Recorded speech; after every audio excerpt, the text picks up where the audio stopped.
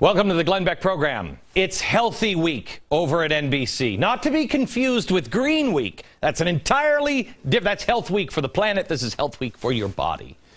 It's all about saving trees for Green Week. But this one, Health Week, designed to inform and activate individuals around health and wellness.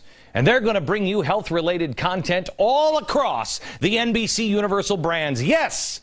They're doing it not because they love Michelle Obama, no, because they love your health. Both on air and online. Health Week, NBC, which is great, and it's being sponsored by the good people at General Mills. So I wanted to do my part. Whole grain, says right here, whole grain. This is healthy, and this one is General Mills. And the Cookie Crisp, oh my gosh, don't touch me Lucky Charms, I love that one. And then the Betty Crocker frosting, I love that one. Oh, I love fruit roll-ups too. Where's the, oh, the Funfetti. Have you had the Funfetti cake yet? For Health Week, this is something from NBC I can get behind.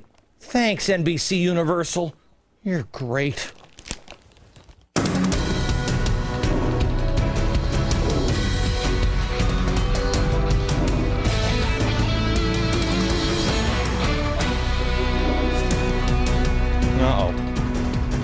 Hello, America. Actually, I do love all of those products, which... All right. You might not have seen, because the media seems to have decided at some point or another that the relentless making fun of presidential gaffes overseas is like so totally last Bush. You know, not this one. We here have Obama completing one of the most humiliating trips by a president of all time, and nobody's noticing it. I mean, it's gaffe after gaffe after gaffe after gaffe. Really, it is. Where we have them. Oh, this was embarrassing. This is humiliating. You have to see this one, and it makes you feel bad for them. It does. That's their national anthem. You should hide the kids before we get to these at the bottom of the hour. I mean, we might as well have sent Joe Biden on this trip. About the only thing he didn't do was bow down to Pippa, which, look at what strange hands you have, Pippa. That's the bad news of the day. Good news of the day, our president is once again making America the laughingstock of the world. Yes, yes. And more than with just the stupid gaffes. He's alienating our longest and most staunch allies. We don't have a lot of them left. I was like, where did I put my friends? I don't know. Here's the real good news. More and more people around the world are waking up and standing up. Not because of the stupid gaffes. That's a distraction. Those would be some of the cakes and circuses. There are people at the highest levels all around the world who get it. They know the difference between good and evil. You are not alone. And in their own way, they're doing their part to stand up. Most you won't ever see and won't know. Many aren't even Americans because, well, I think actually it's easier for Americans to stay asleep than overseas because we here have become so complacent with our unique gift that was given to us by our founding fathers, that was so carefully crafted for us that we stay a snooze a little too long. They know that America is freedom's last stand. We have several sources all around, and does it make the left nervous? Yes, it does. Very.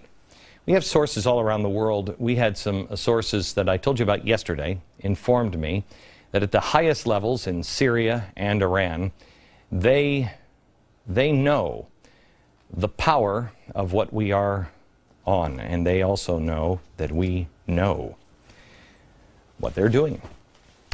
What they're doing is they are setting Israel up, and that's why I put this together.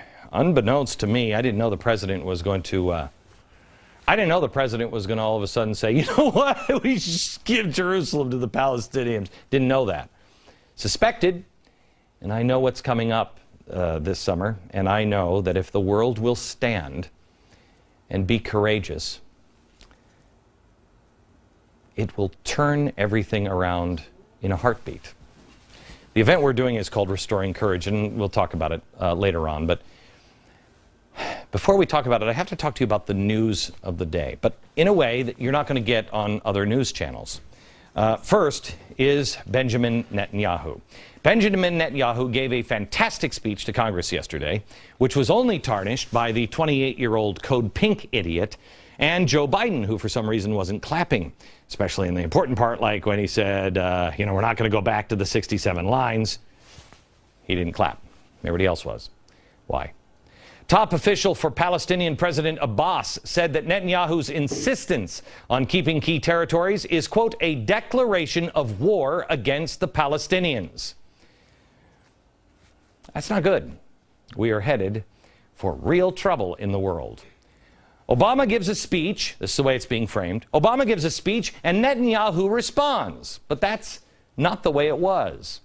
Netanyahu was scheduled to give the speech, and Obama jumped out in front of it. Is that what a friend does? While he's doing that, what the world is not seeing, the plight of the Palestinians, well, let me show you things that aren't being seen on American television, and you ask yourself why. Palestinians are telling people that Israel has declared war on them. Palestinians, prominent ones, are speaking out. Now, here's a guy who was a sponsor of last year's flotilla. He's a Lebanese businessman and activist, sponsor of last year's flotilla. Watch what he says. نتنياهو الذي يقول بأنه يجب حق اللجوء أن حله خارج إسرائيل كما يدعي. يجب أن يحل مشكلته عندما يعود إلى وطنه الأصلي موسكو. هؤلاء النفايات البشرية لك حتى بالفور عندما تحمس وأعطى شعب وأعطى أرضي لهؤلاء اليهود قال لكي نتخلص منهم، يعني بحماسته لكي نتخلص منهم، وزدتوا لنا هدول النفايات الذي يجب أن نرميهم، ليس نرميهم في بلادهم. So the English brought us these pieces of filth, he says. War with pieces of filth who should be sent back to where they came from. Remember, this is the guy who's sponsoring the humanitarian effort. Is it now? Why is no one reporting on this? Here's another clip from an Egyptian children's program. Egypt. This is what they're teaching their children on television. Why haven't you seen this before? تقول ازاي ترد على اليهود الوحشين اللي بيقول لك ان القدس بتاعتنا، ازاي ترد عليه؟ عرب اول حاجه نرد بيها على اليهود ان المدينه دي، مدينه القدس المباركه دي، سكنها العرب عاشوا فيها قبل اول عهد لليهود، يعني قبل اول واحد يهودي يروح يقعد فيها بكام سنه؟ باكتر من 1000 الوحشين. يستعدوا ويخلوا الاطفال الصغيرين يعملوا حاجات وحشه كتير علشان يكرهوا الاسلام ويموتوا كل اخواتنا المسلمين هناك. He thinks I saw a putty cat. Call me crazy, but it doesn't seem like this is going to end well. America, the world is headed for another disaster, and we have our eyes wide open. And it's a disaster that we promised we would never let happen again. Now, here's the question. Does the president know this? You have to answer that question. The president has either, I think, knowingly or unknowingly, set the world on a collision course because there's no way back around out of this. And we're supposed to be Israel's best friend. Let me tell you a story. Let's see if this makes sense to you. One of my best friends growing up was Robert. So let's just use him as an example. If I needed to come over because I had neighbors that were trying to attack me and I really needed help from Robert, my best friend growing up, I would call him up and I'd say, hey, I really need to talk to your family because I really need to enlist your help. Can I meet with them on Friday? And he'd say, sure, come on over. Talk to the that's what a friend would do, right? Come on over, talk to the family. Now imagine if my best friend said, yeah, but as I'm getting into the car to go over to his house, I find out that my best friend just sat his family down and said, listen, I don't care what Glenn says to you, but let me tell you about his neighbors. If we're going to do anything, it's got to be under these conditions. And it's what the neighbors have been screaming at. Now, he knew these conditions would be unacceptable to me. Is he my friend? So when I finally get to the house where I can talk to the family, he's already talked to them. So I have to then respond to what he said. Now, that's not the act of a friend. But then when I do get to make my case, he doesn't give my family a chance to even talk about it because he's off onto something else. He changes the subject to something entirely different. He left while I was still making the argument with the family to go to another event, making sure to tell the family before he leaves how important, you listen to Glenn, they're important to me. Half the family went with him, by the way. Divides the attention. That's what's happened. You see, this is what happened. Thursday, Benjamin Netanyahu went to Congress. This was scheduled before his speech was. So President Obama knew that he was going to be speaking, that Benjamin Netanyahu was going to speak, and he knew he had to control it. That's why he gave this. And is it interesting that he gave this speech as Benjamin Netanyahu is getting ready to board the plane? So he's now out of touch with everyone for 12 hours. He cannot respond right away for 12 hours. That leaves Benjamin Netanyahu with the bad news cycle of Friday to respond. Sunday, Obama speaks at AIPAC. Monday, Benjamin Netanyahu speaks at AIPAC. And Tuesday, Benjamin Netanyahu arrives at Congress. But the president is already gone. He's now in Ireland. Don't touch me, Lucky Charms, he says. Really?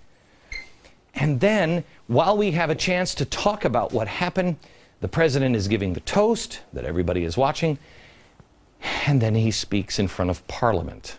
What best friend in the world would do that when you're trying to plead the case and ask for the family's help? No best friend would. So, I contend that what is coming this summer is bad. And we're no best friend anymore to Israel. So what do?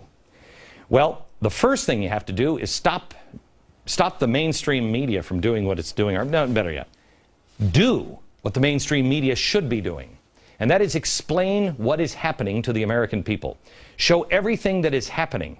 And show it in advance and how it's being orchestrated. You can predict this. Believe me, I have been for the last 6 months. You can predict it. Why? Because it's a game. It's a show put on for the world. To win this, it will all come down on you or to you. And don't think that I'm talking about the collective TV audience you. I'm actually speaking to you. Will you do nothing?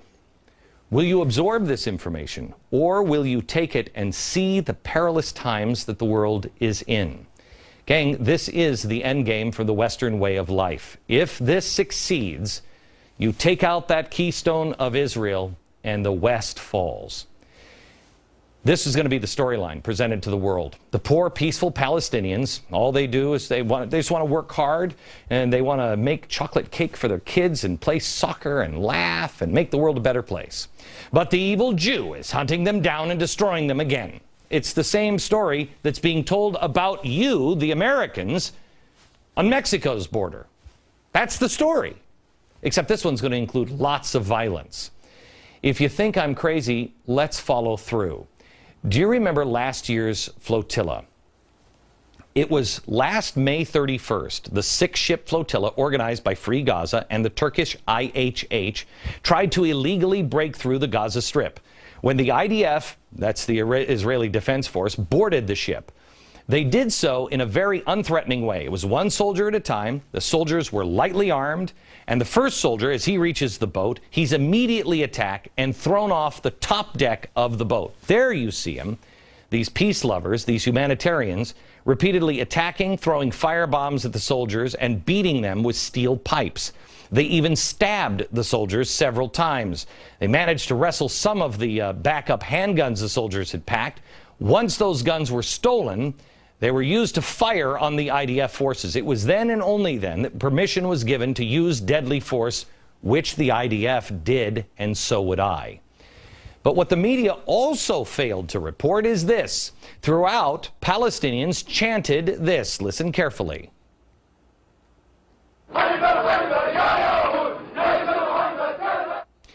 Remember Khaybar. Khaybar, O Jews, the army of Muhammad will return. That's a reference to the attacks in the 7th century where Muslims slaughtered the Jews. Of course, the media spun this event to portray the Jewish people as evil and just attacking a ship filled with peace-loving humanitarians that only want love and more love. Yes.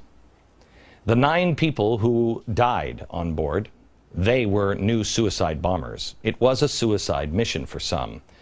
You don't start stabbing the IDF unless you want them to start opening fire. Now, let me show you the Israeli border. This is happening again. These are new suicide bombers or suicide lovers. They're going over fences. They're acting as peace activists. They're going over these fences. You don't do this in Israel. They are violating the border. This was a suicide mission. They want the people of Israel to shoot them. They want them to be sent over as innocents. These people are being sent to their deaths, and more will be sent this summer, over and over and over again, and Israel will have no choice but to shoot them, because you can't have this happen to your border. What would we do, America, if all of a sudden the Canadians just started coming over our border? Well, actually, we'd probably sell them stuff, because they're Canadians. What would happen if people who were shouting death to America, started coming over our borders all at once? You would have to shoot them.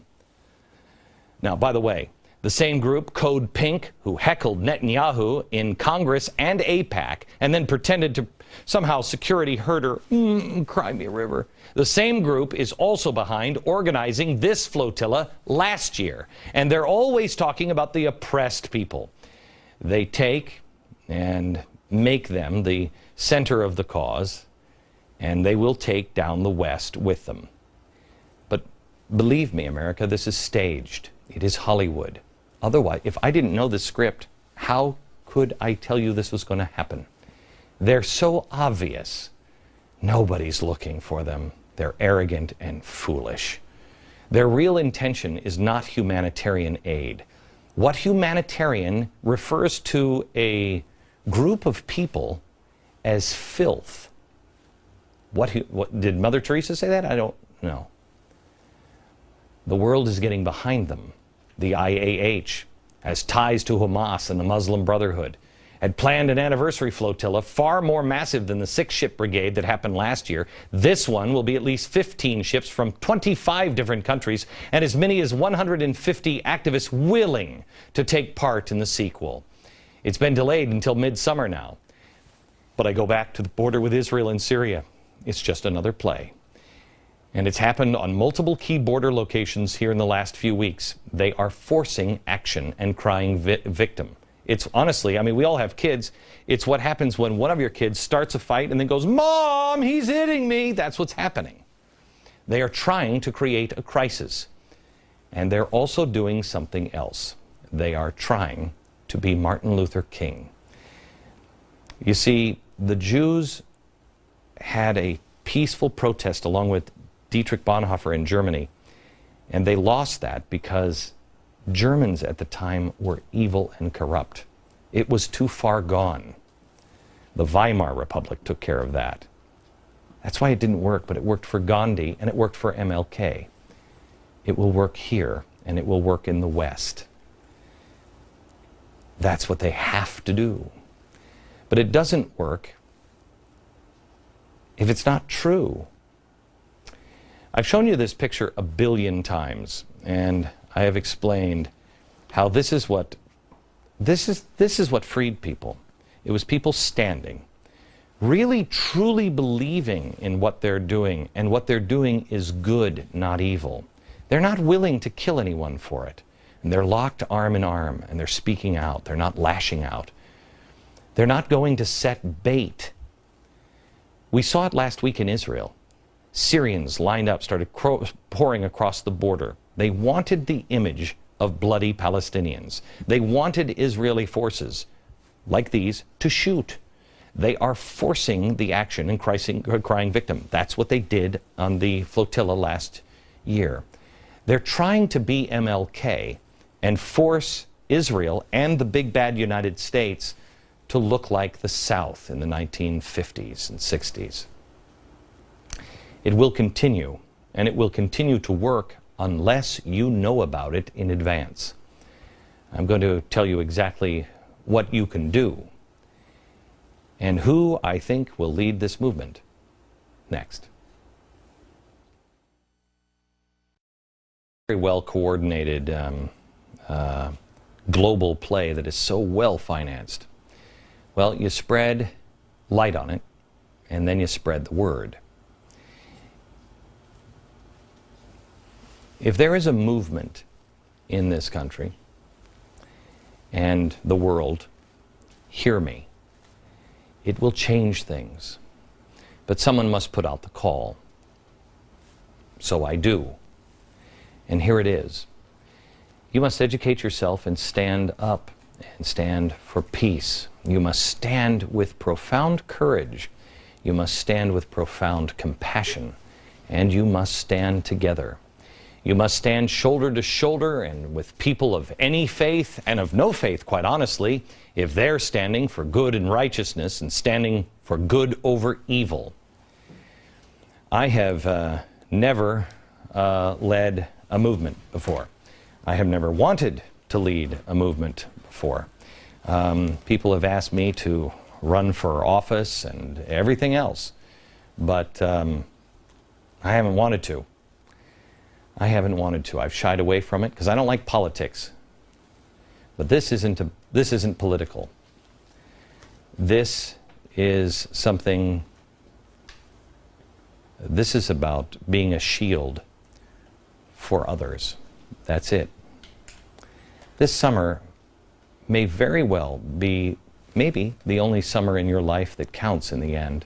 This summer may be the summer when your kids will say to you someday, "Do you remember when that happened?" And you'll say, "Not only do I remember, I was there." If you will stand by my side, I will stand by yours.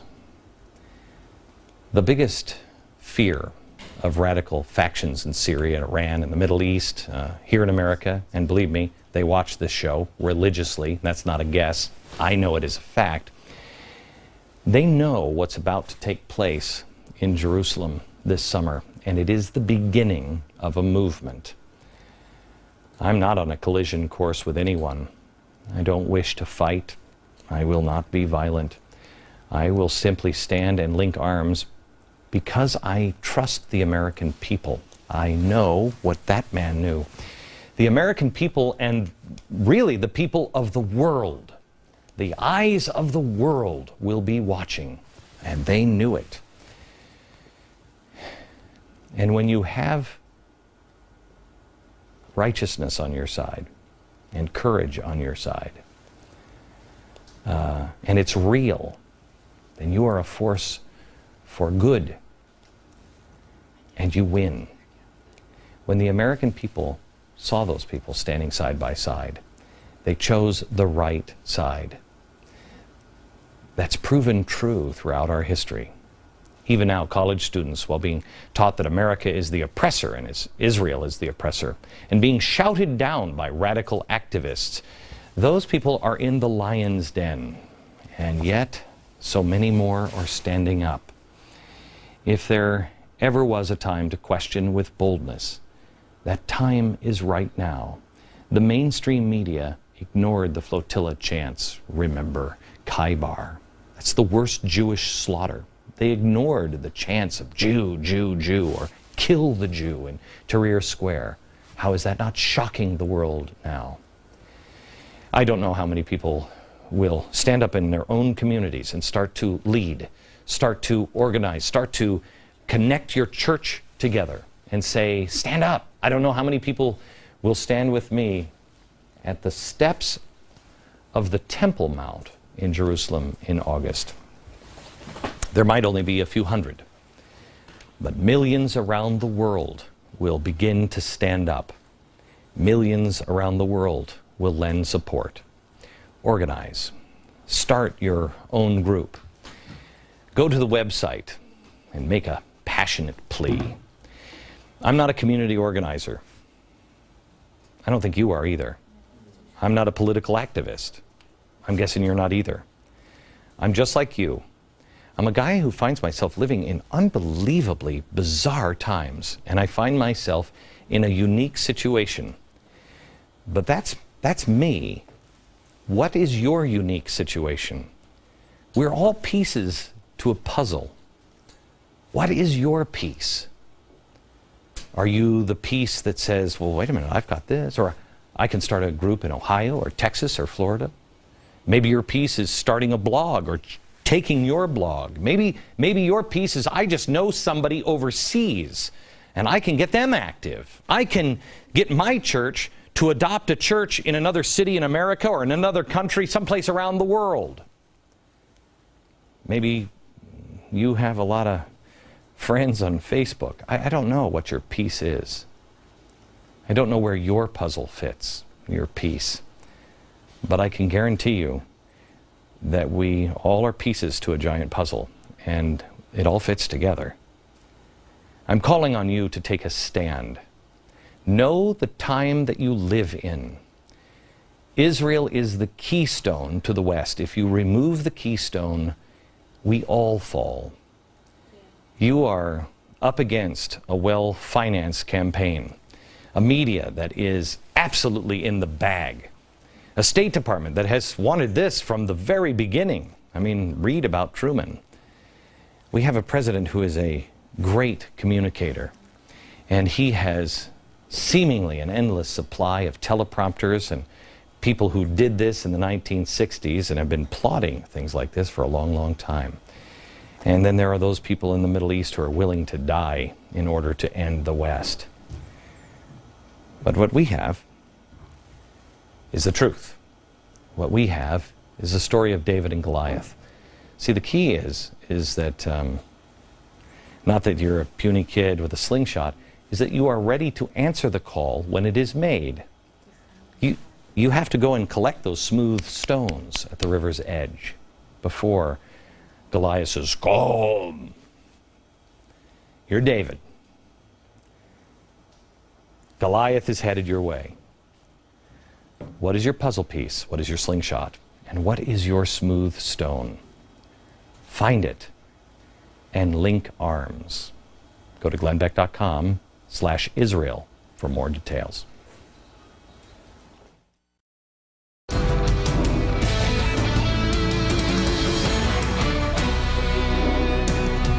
Let me ask you a question. In a nation of 310 million people, a people that invented air travel, I mean, we went to the moon. We're the country that brought you travel destinations like Disney, Vegas, and Dolly World. You'd think 310 million people, we could find somebody who might be able to execute a decent trip for the most powerful man in the world. Do you think? Too much to ask? Really? Maybe he could help out with the culture and the etiquette of the places he visits. What do you think? This trip to Europe for Barack Obama seems to have been planned by Clark Griswold. I mean, I've never seen anything like it. I really haven't. I don't like to, revel in his gaffes or his fumbles. But it seems to me that our country is really starting to resemble National Lampoon's European Vacation, in case you don't remember. Yeah, those guys. Can't seem to get over to the left, honey. I'll try next time. Sorry. We'll get out of this jam in a minute. Kids, Big Ben, Parliament, again. Okay. Upon arriving in Dublin, Ireland, President Obama tried to pull off one of the dumbest sounding Irish accents since Leprechaun. You know, the highly acclaimed Leprechaun movies. You see, you shouldn't be so greedy. Yeah. Now here's President Obama. After being greeted by the Irish president, listen to the... See, the sun's coming out. I can feel it. You've got to be kidding. Sure and be good, it's a fine day. Top of the morning to ya. Manly, yes, but I like him too. Okay, stop, please. Later that day, the presidential motorcade gets hung up like a teeter-totter at the embassy. Look at this. Oh. Should have checked that. Fortunately, the only thing harmed in the making of this debacle was our pride. Then the president leaves Ireland early to escape the problems caused by the volcano in Iceland, and the next day he's off to Westminster Abbey to sign the guest book. Here's his note. It's great. Oh, look at the way he signed it. It's a great privilege to commemorate our common heritage and common sacrifice. And he does the date in a really European way. Ooh, let's put the numbers before them. Except it's signed 2008. Mr. President, just keep reliving that year. I know it was a good year for you, wasn't it? Or was that, did you inherit the wrong date from the last administration? I'm not. Of course, our illustrious president then had a chance to redeem himself and set everything right with our closest and strongest ally over the past 100 years at the official state function. But don't worry, nobody was watching. It was just the Queen. He had to make a toast to the Queen of England. Now, what could possibly go wrong? It was written out for him. Let me tell you something. If you're squeamish, you might want to avert your eyes. This is really like watching American Idol, where it gets so bad, you're like, oh my gosh, I'm uncomfortable, I can't watch it. Watch what he did last night. To Her Majesty, the Queen. Cue the music, national anthem. The vitality of the special relationship between our peoples. Oh boy. And, in the words of Shakespeare, national anthem. To this blessed plot, oh boy, this earth, this realm, this England, to the Queen. And nobody moves. And he sheepishly looks down after she says something, and the next 24 seconds are an eternity of hell. I think that's what hell is right there. That moment over and over again. Can we get anybody? Is there a travel agent anywhere that can maybe? I mean, I know jobs are plenty. You know. How about this guy? Can we get this guy to start making the travel plans so those 24 seconds don't seem like 24 years? Which really, it's hard to believe, but that's really kind of what his term in office has seemed to a lot of Americans. 24 years. Don't touch me, Lucky Charms. Here.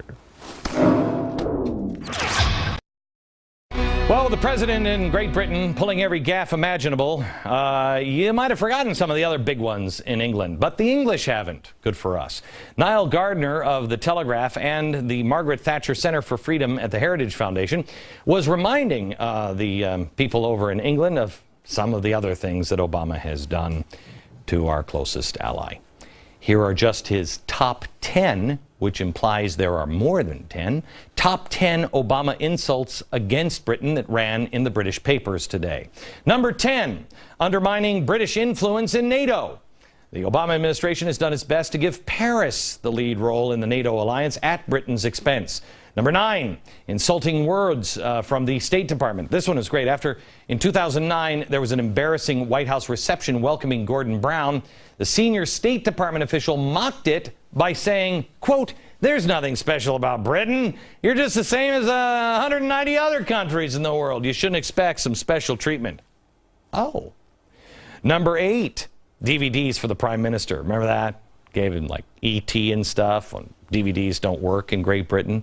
Number 7, throwing Churchill out of the Oval Office. It's hard to think of a more derogatory message to send to the British people than within days of taking office, you take the gift they sent us on 9/11 and just, box it up and ship it back. That was really classy. Number 6, placing a boot on the throat of BP. See, a lot of people who have pensions are invested in BP over in Great Britain, and the president kind of trashed British Petroleum. As Secretary Salazar said, our boot on the throat of BP to ensure that they're doing all that all that is necessary. Boot on the throat. Number 5, betraying Britain to appease Moscow over the New START treaty. This one is amazing and particularly egregious. It is a major betrayal. I mean, why don't, Mr. President, next time, let's give them the launch codes, huh? Number 4, supporting a federal Europe and undercutting British sovereignty. Number 3, downgrading the special relationship. Barack Obama rarely refers to the special relationship that we have. He did yesterday in that book where he got the date wrong. Number 2, calling France America's strongest ally. Here's what he told Nicolas Sarkozy. We don't have a stronger friend and a stronger ally than Nicolas Sarkozy and the French people.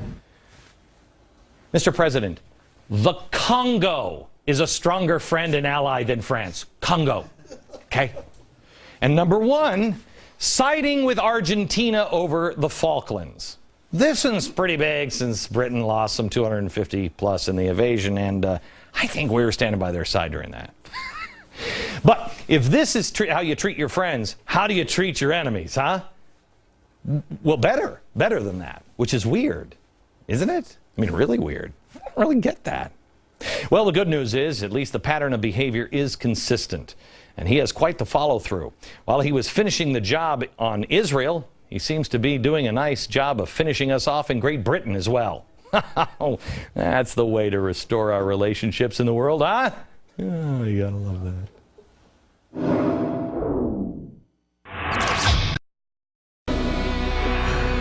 I want to show you a new video. At least 10 people trashing a Dunkin' Donuts store in New York City. This is something that is beginning to happen a lot. Teenagers coming in with a mission to destroy and to vandalize and create chaos. Throwing chairs, climbed over counters to steal food. They broke a $2,000 hot chocolate machine, and when they start messing with my hot chocolate, that's when it ends. You can add this to a growing list of YouTube fights that have been plaguing our country. The Denny's fight over maple syrup, the McDonald's beating where a victim was beaten so badly she went into seizures, the fight at the gas station in Florida. This is one America that I don't want to live in, quite honestly. I don't want to live in that one. I don't think that's America, at least to most of us. No matter how many YouTube hits you might get, that's not America. But then there's another America. Tomorrow we're going to highlight that other America. It's an America where people run into chaos and they help. Not one where they create chaos for a YouTube clip. I wanted to go to Joplin, Missouri, and I felt I would probably cause more damage than help. I would distract. And so instead, I funded my own crew to go down to Joplin, Missouri, because I want to tell the story of Joplin. This is a town so ravaged by a tornado that it is barely recognizable, except for one thing: the American spirit. It is visible through the worst storm damage that you can possibly imagine. These people are just friends and neighbors who just wanted to help. And they're reaching out and supporting a community desperate in need. They gave out blankets and water and hugs and smiles, anything they could to help. This community, I'm amazed, and not even just this community, but I've been here and I've had people driving from an hour and a half, 2 hours. Someone from Houston is here with me now, just to help out and to volunteer, and it's just been amazing. The lesson is that you know, God is in control and that He's not abandoning these people. But also another lesson is that people are coming out to help. That you know, people are seeing a need and they're coming out. The support and the people that are coming out is overwhelming. What's amazing is, I don't know if you saw the guy with the orange shirt standing behind the other. There he is. There he is. I've seen this raw video. Again, this was taken by my film crew. And this guy, he has one arm. And yet he's unloading that truck and pitching in. And the devastation is rather staggering.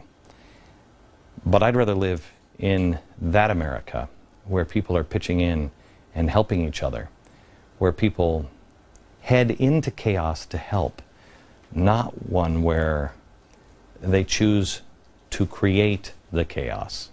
More on that tomorrow.